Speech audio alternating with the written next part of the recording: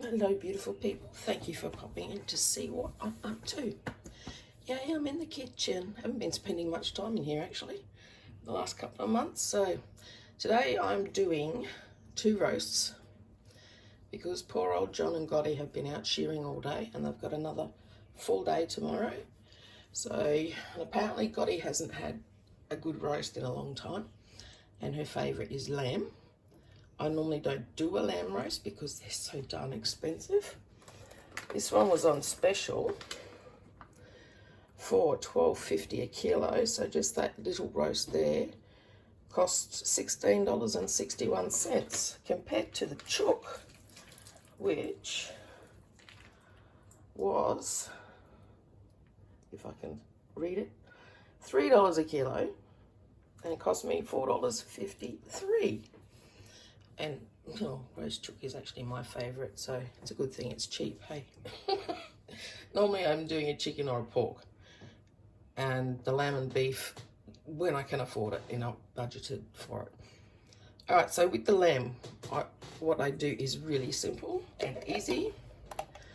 I use crushed garlic, but you can use cloves if you want. I just prefer the crushed because it seems to disappear while cooking, so you're not having great big hunks of garlic. So all I do is I poke some holes in the lamb, like so, and then I grab a spoon, put a bit of garlic above each hole, like such. Careful not to get the spoon on the meat, because the other one I did somewhere there. And then all I do is I just use my thumb to squeeze the garlic down into the holes that I made. Very easy, isn't it? So I just do that on both sides. Swap over, roll over, be nice. A couple more on this side. It just gives it a nice garlic taste. I mean, you don't have to put garlic in it. I do because we like garlic, plain and simple. A bit more in there. Another one, where was that one? In there somewhere. So squish it all in. Doesn't matter if there's stuff sitting on the top. It's nice to get it all in. And then, hang on, I'll give my hands a quick wash. I wonder if someone's going to be drooling because their favourite roast is lamb.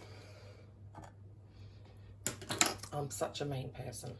Then I actually use this stuff on the outside. And it gives it a really nice flavour. Even when I do lamb chops and stuff, I put that on top of it. Should have more of that in the store. And I always do my lamb first because we don't want any cross contamination with the chicken. So there's that one. That's it for the roast lamb, and I put it in on the fat side first, so it gives it a nice render down. Now, I have done the chicken before once in my chicken video, but I'll do it quickly again. What I use is sweet paprika on the outside of it. So it's just a matter of putting it on the chook. Make sure you've got really nice wet hands. And then you start giving it a massage and just massage all that yummy paprika into the chicken. This is how my mum used to do roast chook, so I do it the exact same way that she does. The only time I don't use the paprika is if I use a self-marinating bird, but they're a bit expensive anyway. I'd much rather mine anyway. I think Gotti's starting to get used to my cooking.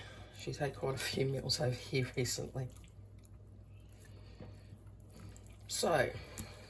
And that's the chook done. And I normally put it wings up for the first 30 minutes and then turn it over. And with the creeper as well, it gives it a beautiful golden colour.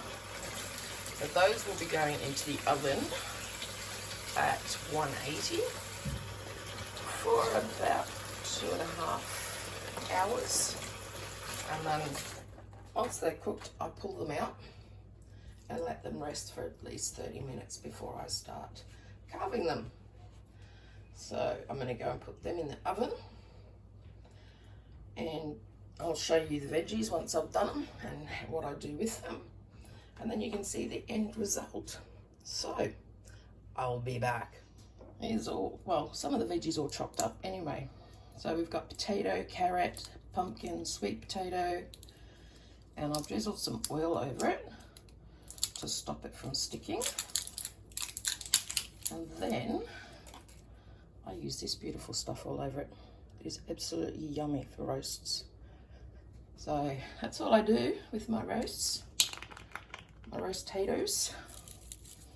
I just give it a nice coating. This stuff is nice if you haven't tried it before. And then I just toss everything through the oil and the herb mix. Make sure they all get a really great coating. And then I just pop them. Hang on a minute.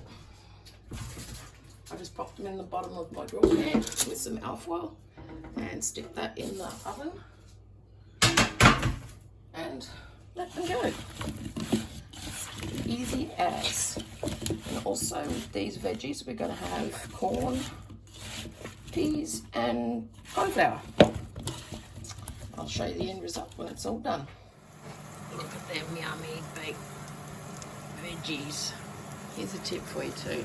When you put your potatoes in, don't put the flat side down, because you'll get really nice crisp potatoes doing it this way. Look at them veggies. Yum yum. And here you go. Dinner for the shearers. Look at that. Yum yum.